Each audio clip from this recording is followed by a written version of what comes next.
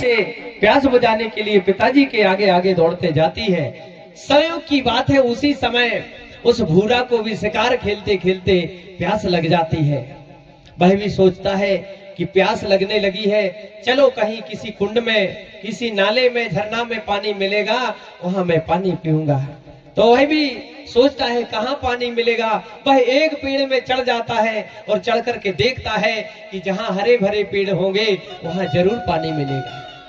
इस प्रकार से मेरे सगाजन वही बालक जिस तरफ हरे भरे पेड़ थे उसी तरफ चल देता है। धीरे धीरे आगे बढ़ता है और कुंड की ओर पहुंच जाता है। और उसी समय उसको कोतमा रानी दिखाई पड़ती है, वही कोतमा बेटी दिखाई पड़ती है। और कोतमा ने भूरा को देखा और भूरा ने कोतमा को देखा। उस जंगल में जब देखा तो एक दूसरे को देखते ही रह गए, देखते ही रह गए। होता है ऐसा, जब कोई पहली बार मिलता है तो हम उसको गौर से देखते हैं लेकिन बात नहीं करते हैं। उसी प्रकार से भूरा और कोतमा एक दूसरे को देखते रह गए। और इसी प्रकार से कुछ ही क्षण के बाद में कोतमा के पिता वहां पहुंच गए। उन्होंने भूरा को देखा, इतने बड़े भरे जंगल में, बिया वाले जंगल में लड़का क्यों अकेला है। और भूरा ने भी देखा इस बेटी के साथ में ये इसका पिता भी है। जब उन्होंने कुछ पल के बाद में जब एक दूसरे की नजर हटी तो फिर जाकर के उस कुंड में पानी पिए। और पानी पी करके वही ढोलावी का राजा ने उस भूरा का परिचय पूछा। बोले, बेटा आप कहां से आए हो, किस गणराज के हो, क्या तुम्हारा नाम है। पूरा जानकारी लेते हैं और फिर जानकारी देते हैं कि हम फलाने फलाने राज्य के हैं, हमारा ये गोत्र है, इतने हम देव वाले हैं। ऐसा परिचय लेकर के और वह अपने अपने राज्य को वापस हो जाते हैं, अपने राज्य को वापस हो जाते हैं। और जब वापस होते हैं तो उस लड़की को देखकर कोतमा ने पसंद कर लिया था, ये 7 देव वाला है और ढोलावी का राजा 6 वाला था। उन्होंने उसी समय जंगल में पसंद कर लिया और भूरा ने भी उस कोतमा रानी को पसंद कर लिया और कोतमा ने भी भूरा को पसंद कर लिया। इस प्रकार से जब वापस आ गए घर आकर के, ढोलावी का राजा ने अपनी बेटी से कहा कि बिटिया, ये जंगल में जो लड़का मिला था बहुत सुंदर लड़का है और 7 देव वाला है, क्यों ना हम तेरी शादी उसी भूरा लड़का से करा दे। तो बिटिया ने तो वही पसंद कर लिया था, उसने मन ही मन स्वीकृति दे दी। बोले, हाँ पिताजी, जैसी आपकी आज्ञा हो।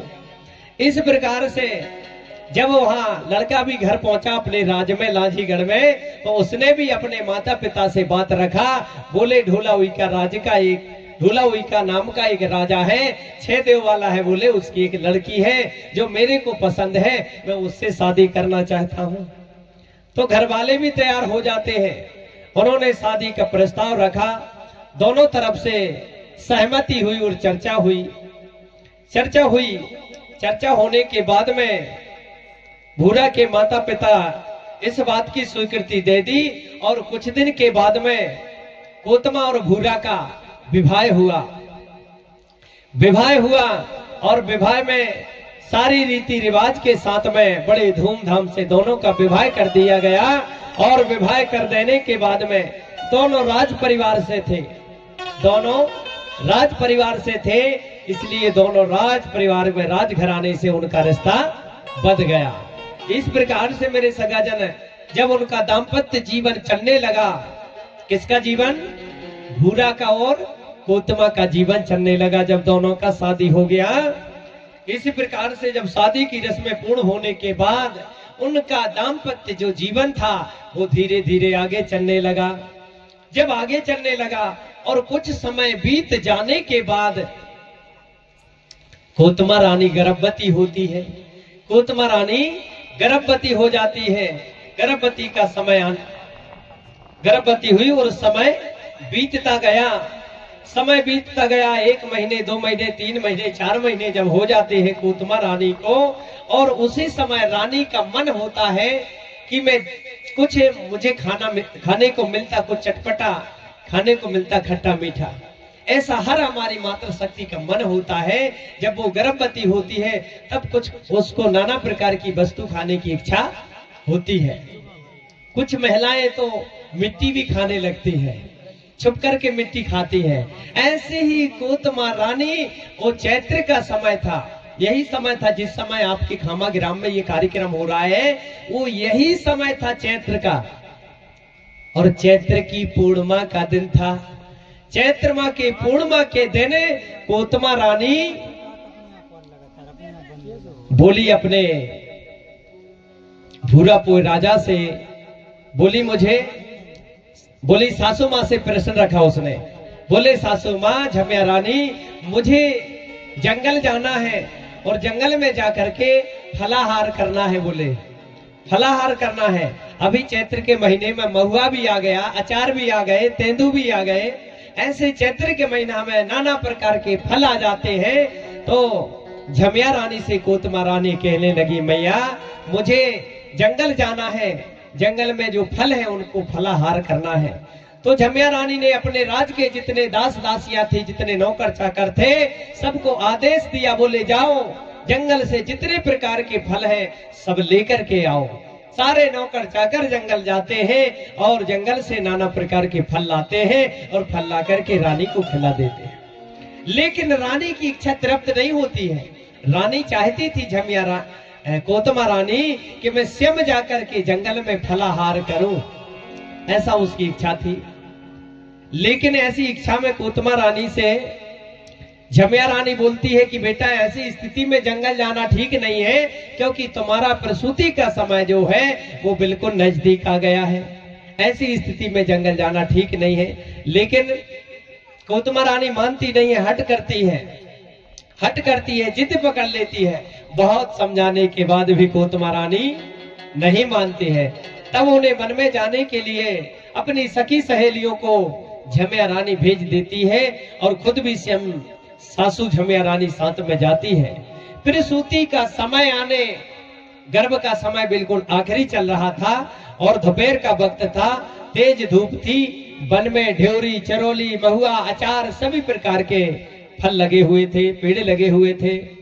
वन में पहुंचकर कोतमा रानी को सखी सहेली दास दासियों ने एक पेड़ के नीचे बिठा दिया। बोले आप ऐसी स्थिति में चलना ठीक नहीं है, बोले आप एक पेड़ के नीचे बैठो, हम आपको फल ला करके तोड़ कर देते हैं। और इस प्रकार से कोतमा रानी को पेड़ के नीचे बिठा करके और वह झमिया रानी दास दासियां दूर वन में चली जाती हैं। काफी देर हो जाती है।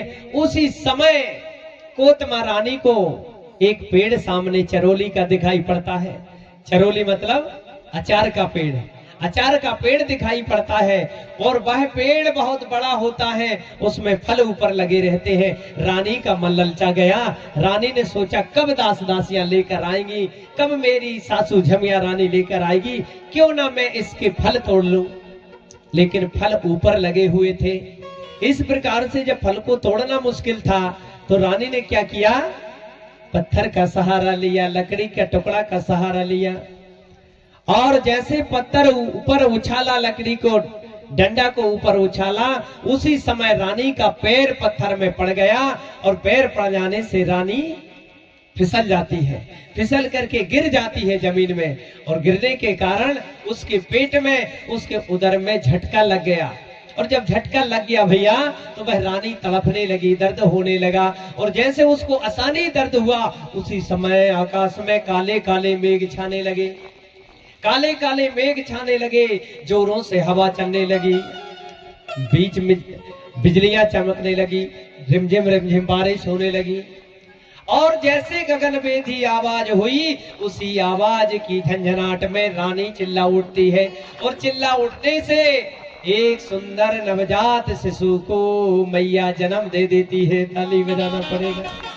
मैया ने जन्म दे दिया एक बालक को और जैसे उस बालक का जन्म हुआ और उसी समय जोरों से चलने वाली हवा रुक जाती है, काले काले मेघ सामान हो जाते हैं और जोरों से चमकने वाली बिजली भी सामान हो जाती है, रिमझिम बारिश भी बंद हो जाती है। इस प्रकार से भैया वह संपूर्ण वातावरण एकदम सामान्य हो जाता है, समान हो जाता है। उसी समय जो सखी सहेलियां थी, जो झमिया रानी थी, घबरा जाती है कि हम बहू को अकेला छोड़ के आए हैं। ऐसी स्थिति में मानसून भी खराब हो गया है। वो भी वहां से जल्दी जल्दी दौड़ करके जहां बिठा करके गए थे वहां वो आ जाते हैं। देखा कि वहां एक नवजात शिशु का, लड़के का जन्म हो गया है। वैसे ही आंधी तूफान सारे बारिश रुक जाते हैं और उस बालक को लेकर के वो राजमहल में जाते हैं। वापस चले जाते हैं कहां? लांजीगढ़ में। लांजीगढ़ में चले जाते हैं वापस और जाकर के बताते हैं, पूरा समाचार सुनाती हैं झमिया रानी दास दासियां। जिस स्थिति में ये बालक का जन्म हुआ है उस समय में तेज बारिश हो रही थी, काले काले मेघ छा गए थे और उस समय जोरों से हवा चल रही थी। मानसून हो गया था, पानी गिरने लगा था। जिस प्रकार से बालक का बोले जन्म हुआ उस समय काले काले मेघ समान हो गए, शून्य हो गए, जोरों से चलने वाली हवा रुक गई, यानी संपूर्ण वातावरण एकदम समान हो गया, शून्य हो गया। तो कुछ जानकार लोग बोले ये कोई साधारण बालक नहीं है, ये दैविक शक्ति के साथ धरती में जन्म लिया है, जरूर कोई चमत्कारी बालक है। ऐसा सियाने लोग सोचने लगे, विचार करने लगे, जानने वाले लोग बोले ये कोई साधारण बालक नहीं है। भूरा और कोतमा के यहाँ एक सुंदर रत्न की प्राप्ति हुई। ये खबर पूरे राज्य में हवा की तरह फैल गई, पूरे राज्य में, पूरे नगर में हवा की तरह फैल गई कि भूरा और कोतमा के एक पुत्र का जन्म हुआ है। बड़ा सुंदर बालक है, बड़ा सुंदर बालक है। ऐसा इस प्रकार से जन्म के सारे संस्कार उसके गौणी रीति रिवाज के अनुसार उसका नामकरण किया गया, उसका छठी किया गया, उसका पंचबंधन किया गया। सारे रीति रिवाज उसके गौणी रीति रिवाज के अनुसार उसका दस्तूर किया गया और 12 दिन बीत जाने के बाद उसका नामकरण किया गया। भूमिका को बुलाया गया और भूमिका ने देखा तो उस बालक का नाम क्या रखा? भीमा रखा। भीमा नाम रख दिया उस बालक का। उस बालक का नाम भीमा रखा।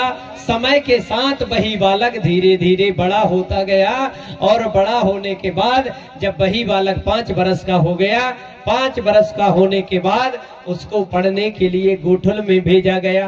गोठुल किसको कहते हैं भैया? स्कूल को कहते। पहले स्कूल नहीं हुआ करते थे, पहले गोठुल होते थे। जो गोठुल पेड़ के नीचे पढ़ाया जाता था, पेड़ के नीचे पढ़ाया जाता था, उसको गोठुल कहते थे। उस गोठुल में उस भीमा को पढ़ने के लिए भर्ती कर दिया गया और उस गोठुल में जो गुरु था उस गुरु का नाम था महारू भूमिका। याद रखना है आप लोग इस कहानी को। उस गोठुल में कौन पढ़ाता था? महारू भूमिका। वो महारू भूमिका पढ़ाता था।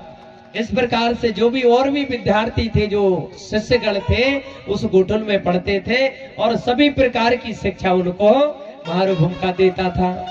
इसी बीच भूरा और कोतमा के जीवन में और भी बच्चों का जन्म हुआ। इसके बाद में उस राज्य में फिर और बच्चों का जन्म हुआ। ये बालक भूरा कहाँ पैदा हुआ था?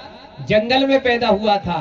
फिर जंगल से उसको राजमहल में लाया गया और उनका फिर दाम्पत्य जीवन आगे चला। इसके बाद में 6 बेटों का जन्म और हुआ। किसके बाद में? भूरा के बाद में 6 बेटों का जन्म हुआ, जिनके नाम आप सुनेंगे। पहले वाले बेटा का नाम है भीमा और दूसरे वाले बेटे का नाम है कुमार जाटवा, तीसरे वाले बेटे का नाम है कुमार केशवा और चौथे वाले बेटे का नाम है कुमार हिरवा और 5वें वाले बेटे का नाम है कुमार भंजवा, 6वें बेटे का नाम है कुमार केशवा, 7वें बेटे का नाम है कुमार बानवा। इस प्रकार से ये 7 बेटों का जन्म लांजीगढ़ की धरती में हुआ। 7 बेटों का जन्म जैसे जैसे ये बड़े होते गए और इनको भी जहां बड़ा बेटा पढ़ता था गोठुल में, उसी गोठुल में इन 6 बेटों को भी पढ़ने के लिए उनके माता पिता भूरा और कोतमा ने भेज दिया उनको। वो पढ़ने लगे। इसके बाद में फिर आगे और दाम्पत्य जीवन जब आगे बढ़ता है तो 5 बेटियों का जन्म और होता है। 5 बेटियों का जन्म होता है, जिसमें सबसे बड़ी बेटी का नाम था पंडरी, पंडरी नाम था। दूसरी वाली बेटी का नाम था मंजली वाली का पुंगुर, पुंगुर देवी नाम था। तीसरी वाली बेटी का नाम मुंगुर था। चौथी वाली बेटी का नाम कुसार था, कुसार देवी। और सबसे छोटी बहन थी, उसका नाम था खेरोदाई। सबसे छोटी बहन का नाम था खेरो देवी। अने खेरापति मैया जिसको कहते हैं, खेरोदाई कहते हैं, ये सबसे छोटी बहन थी। 7 भाइयों में और 5 बहनों में सबसे छोटी बहन थी। कहां जन्म हुआ इनका? लांझीगढ़ में। याद रखना है आप लोग, लांझीगढ़ में जन्म हुआ, जो मध्य प्रदेश का बालाघाट जिला है। बालाघाट जिला में इनकी जन्म भूमि है और इनके माता पिता का नाम भूरा और कोतमा है। इनके आजे दादा दाई का नाम सैमाल राजा और झमिया रानी। आजे दादा का नाम क्या है? सैमाल राजा, और आजी का नाम है इनका झमिया रानी। और माता पिता का नाम है, पिता का नाम है भूरा और माता का नाम है कोतमा। इनकी संतान है ये 7 भैया और 5 बहनें। ये 5 बहनों का जन्म हुआ लांझीगढ़ में। इसी प्रकार से जब तक इनका जन्म हुआ 6 बेटों का और 5 बेटों का, 5 बेटियों का, तब तक भूरा 18 साल का हो गया।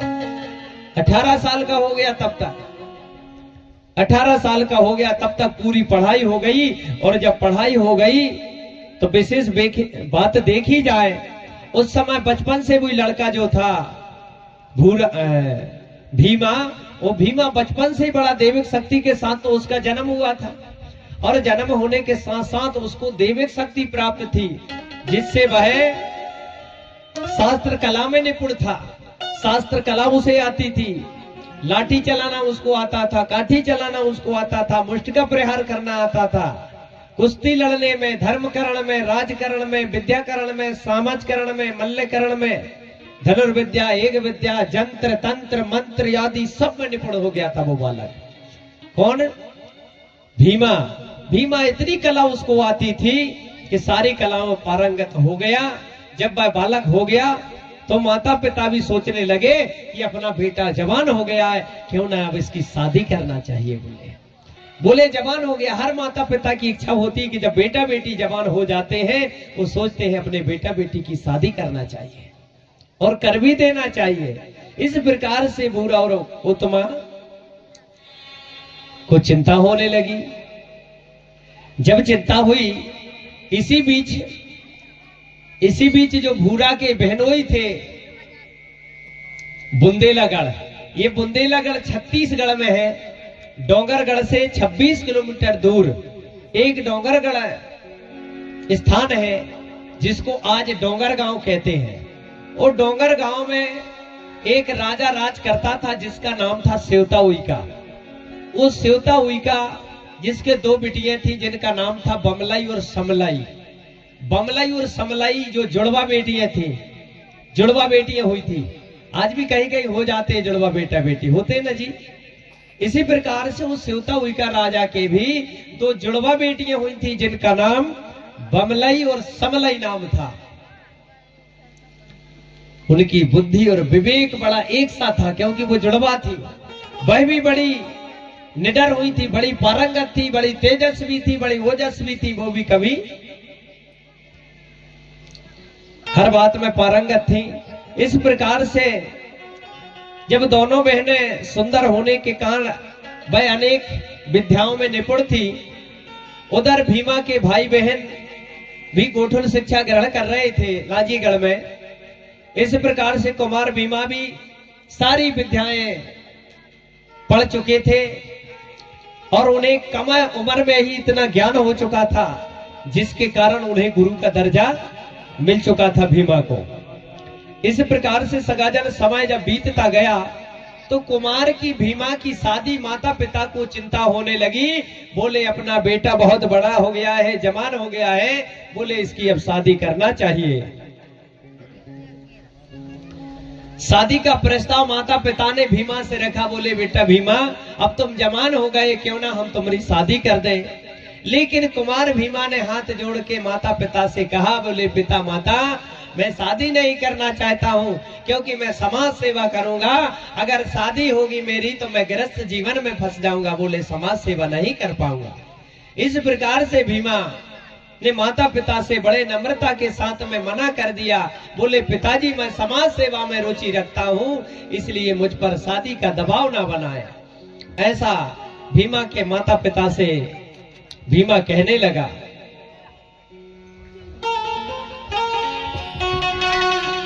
कुछ दिनों के बाद भाई भीमा गांव-गांव में जाता है और गांव में लोगों को एक ठाना बनाता है। ठाना मतलब स्थान बनाता है। स्थान बना करके गांव के लोगों को इकट्ठा करता है। इकट्ठा करके योग विद्या तंत्र मंत्र जादू टोना सब सिखाता है। कौन सिखाता था? वही बालक भीमा। भीमा सिखाता था लाठी चलाना, मुष्ट का प्रहार करना, कुश्ती लड़ना, योग करना, तमाम चीजें वही बालक गांव-गांव में जाकर लोगों को सिखाया करता था। और इस गांव में सिखाता था, फिर दूसरे गांव जाता था, फिर तीसरे गांव जाता था। इस प्रकार से पूरे गोंडवाना लैंड के गांव-गांव में जाकर के योग विद्या सिखाने का काम करता था। समाज सेवा में रुचि रखता था। इसी बीच में जो भूरा के जो बहनोई थे बुंदेलागढ़ के, जिनका नाम सेवता राजा था और रानी का नाम मानको था, मानको बाई, रानी का नाम मानको बाई था। उनके बीच में भी एक चर्चा हुई। बोले अपने जो बहनोई है बोले लांझीगढ़ में, उनके 7 बेटा हैं। बोले क्या बोले? बोले उनके 7 बेटा हैं, क्यों ना एक बेटा को अपन घर जमाई बना के ले आए। लाते ना घर जमाई। तो उन्होंने भी चर्चा किया। बोले अपने 2 बेटियां हैं, कोई बेटा नहीं है, तो क्यों ना अपने बहनोई के जो 7 बेटा हैं, एक बेटा अपन ले आएंगे। जो भनेज का भनेज रहेगा और बेटा का बेटा होगा, वही अपना दामाद का दामाद हो जाएगा। बोले तो इस प्रकार से उन दोनों पति पत्नी के बीच में चर्चा होती है कि लांझीगढ़ में अपने बहनोई है, अपन उनसे अपना लड़की दे करके और घर जमाई यानी लमजना बना करके बेटा मांग लेंगे। ऐसा उनके बीच में चर्चा हुई तो दोनों को अच्छा लगा। बोले हाँ ऐसा जरूर अपन कर सकते हैं। इस प्रकार से वो जाते हैं लांझीगढ़, वहां बुंदेलागढ़ से इसका प्रस्ताव लेकर के उन्होंने सोचा पहले अपनी बेटी को भी बता देते हैं। बड़ी वाली बेटी जो बिमलाई बेटी है, बोले उसको भी बता देते हैं कि बेटी अपन जो तुम्हारे फूफा जी हैं, उनकी जो लड़का है, क्यों ना हम उनसे शादी तुम्हारी करा देते हैं। तो उन्होंने भी मन ही मन उन्होंने स्वीकृति दे दी। बोले हाँ ठीक है। इस प्रकार से वो स्वीकृति लेकर के और अपने बहनोई के यहाँ लांझीगढ़ जाते हैं। जब लांझीगढ़ पहुंचते हैं तो बहुत दिनों के बाद जब वो पहुंचते हैं, देखा तो बड़ा आदर और सत्कार हुआ। सत्कार करने के बाद जब शाम को भोजन प्रसादी होती है और भोजन प्रसादी करने के बाद में सामाजिक चर्चा होती है, राजनीतिक चर्चा होती है, धार्मिक चर्चा होती है। चर्चा करने के बाद में वह अपने बहनोई से अपनी बड़ी बेटी का विवाह भूरा के साथ करने का प्रस्ताव करते हैं और इस प्रस्ताव को भूरा भी स्वीकार करते हैं। बोले हाँ ये तो अच्छी बात है, गहन चर्चा होती है। लेकिन उन्होंने सोचा ठीक है आपका कहना ठीक है, लेकिन इस बात को भूरा को बताना भी जरूरी है।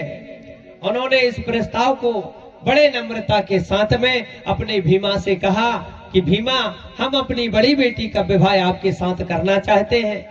तो भीमा ने इस प्रस्ताव को बड़े नम्रता से मना कर दिया और बोले हमने गुरु से प्रतिज्ञा की है कि मैं समाज सेवा करूंगा, मैं आजीवन कुंवारा रहूंगा, बोले शादी नहीं कराऊंगा। इस प्रकार से भीमा ने प्रतिज्ञा किया था। जिस समय पढ़ता था उस समय महारुभूम का पढ़ाता था, तो बोले मैं आजीवन कुंवारा रहूंगा, समाज सेवा करूंगा, मैं शादी नहीं कराऊंगा। लेकिन माता पिता की आज्ञा भी मानना है, माता पिता की आज्ञा का पालन भी करना है। बोले कैसा करना चाहिए? माता पिता शादी के लिए बोल रहे हैं और गुरु से मैंने कह दिया है कि मैं शादी नहीं करवाऊंगा, अब बड़ा धर्म संकट में पड़ गया हूं। इस प्रकार से मेरे सगाजन तो उनके माँ जो फूफा जी थे वो कहने लगे नहीं भीमा मना मत करना, मैं बड़ी आस लेकर आया हूँ, मेरे कोई बेटा नहीं है, इसलिए मैं अपनी बड़ी बेटी से आपका विवाह कराना चाहता हूँ, जिससे आप मेरे बेटा के बेटा और दामाद के दामाद बने रहोगे। और हमारी बड़ी पुत्री की जिद भी है कि मैं शादी करूंगी तो भीमा से करूंगी।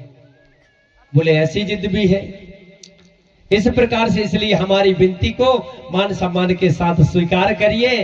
तब कुमार भीमा कहते हैं, इन बातों से मेरा कोई चित्त नहीं है। तुम क्या चाहते हो, बेटा बनाना चाहते हो या जमाई बनाना चाहते हो, इनसे मेरा कोई लेना देना नहीं है। बोले ऐसा भीमा कहते हैं।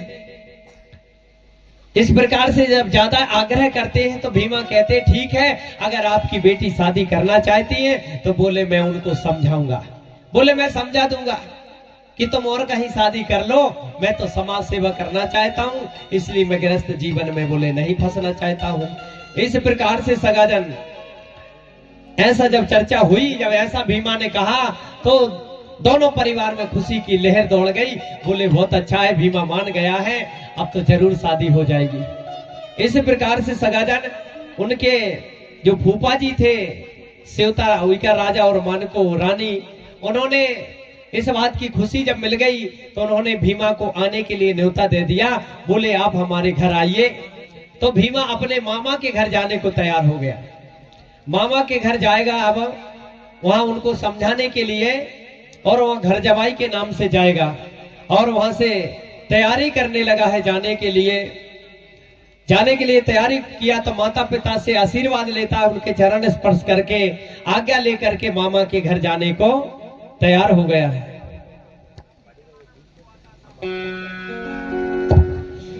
इसी प्रकार से जब मामा के घर जाने को तैयार हुए हैं, वो निकल पड़ते हैं और वहां जाकर के बुंदेलागढ़ में पहुंचते हैं। सेवता उइका राजा के यहाँ पूरे राज्य में खबर फैल गई वहां भी कि सेवता उइका और मन को रानी के बड़ी बेटी के लिए घर जमाई यहाँ आ गया है। सारे लोग खुशियां मनाने लगे, प्रशंसा होने लगी और सारे नगर में ये बात की चर्चा होने लगी कि आज डोंगर गांव में बुंदेलागढ़ में घर जमाई आया है सेवता उइका राजा का। इस प्रकार से जब वहां पहुंचे हैं, बड़ा आदर और सत्कार हुआ, बड़ा सम्मान हुआ कि आज घर जमाई आया है। इस प्रकार से सगाजन बड़े नाना प्रकार के भोजन प्रसादी बनाई गई उनके लिए और शाम को बैठे और चर्चा हुई, सामाजिक राजनीतिक धार्मिक चर्चा हुई। इस प्रकार से चर्चा करके और उसी समय जो छोटी बहन थी उसने भी भीमा को देखा तो वह भी मन ही मन पसंद करने लगी। दीदी को जो लड़का बुलाया गया है घर जमाई के लिए, ये तो बड़ा सुंदर है। उसका मन भी ललचाने लगा, वह भी कहने लगी मैं भी इसी से शादी करूंगी। उसका मन भी ऐसा डोल गया, बोले मैं भी इसी लड़के से शादी करूंगी। जब ऐसा उसने पिताजी के सामने बोला तो पिताजी भी दांतों गलियां दे के रह गए, ये क्या लीला है बड़ा देव, एक लड़के से एक ही लड़की की शादी होती है, लेकिन यहाँ तो छोटी वाली भी कह रही है मैं भी यही लड़का से शादी करूंगी। लेकिन भीमा ने कोई जवाब नहीं दिया, भीमा चुपचाप सुनते रहे। सुन करके और वो चकित हो गए, जिस प्रकार भीमा ने इस बात को सुने और सुन करके दंग रह गए, कोई आगे बात नहीं रखे। लीजिए हम इस गीत को माध्यम से समझेंगे किस प्रकार से वह बेटी दोनों एक ही लड़के से शादी करने के लिए बोलती हैं।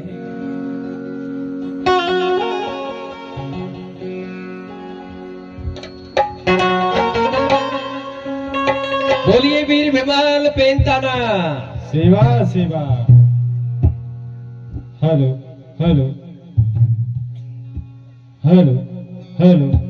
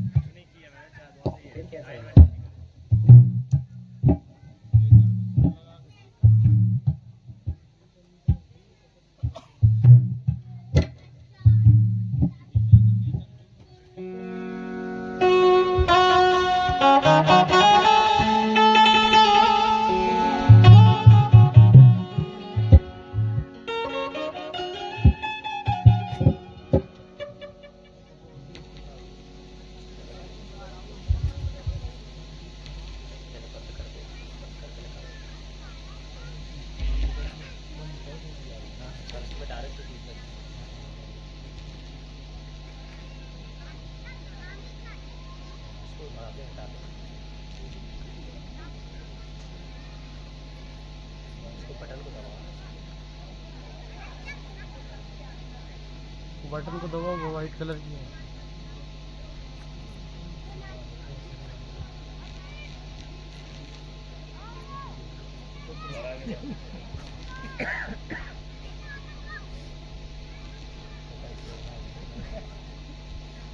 दो दो से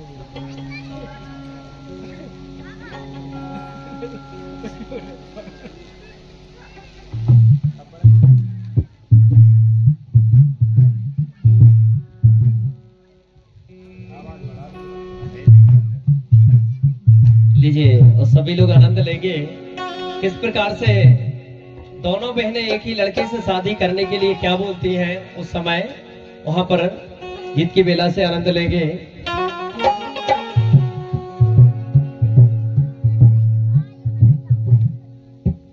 अरे ये कई दूल्हा बाने हैं मोरी जी जी, जय क्या हो। बोली? बोली ये कई दूल्हा